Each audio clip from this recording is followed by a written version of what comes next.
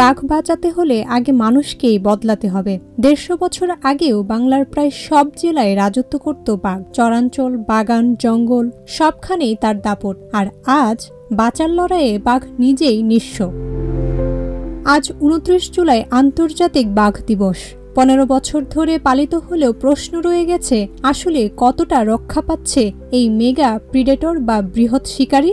সংবাদ মাধ্যমের বরাতে জানা যায়, মাত্র ১৩টি দেশে এখন বাঘ টিকে আছে।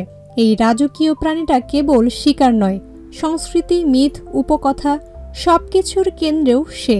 অথচ মানুষের দখল দৈরাত্ম্যে তার জঙ্গলই আজ বিরান। সুন্দরবনের কথাই ধরুন, বিশ্বের বৃহত্তম ম্যানগ্রোভ বন। একদিকে জলবায়ু পরিবর্তনের হুমকি, অন্যদিকে বিষ দিয়ে মাছ ধরা, হরিণ নিধন, কাঠ চুরি, চোরাই শুটকি। বাঘের খাদ্য চিত্রা হরিণ যেখানে নেই, সেখানে বাঘ টিকবে কি করে?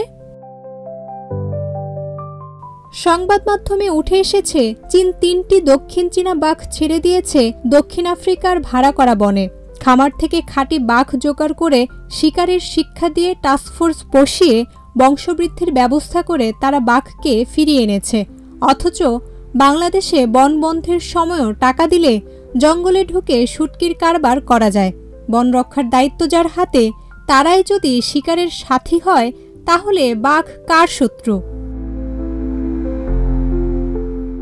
এবারের বাঘ দিবসের প্রতিপাদ্য বাঘে মানুষের সহনশীল সহাবস্থান। কিন্তু প্রশ্ন হলো, আমরা কি প্রস্তুত, নাকি কিছু বছর পর এই দিনটা শুধু ছবি পোস্ট আর ক্যাপশনের স্মৃতি হয়ে থাকবে? জান্নাতুল মাওয়া অর্পিতা, প্রজন্ম ২৪।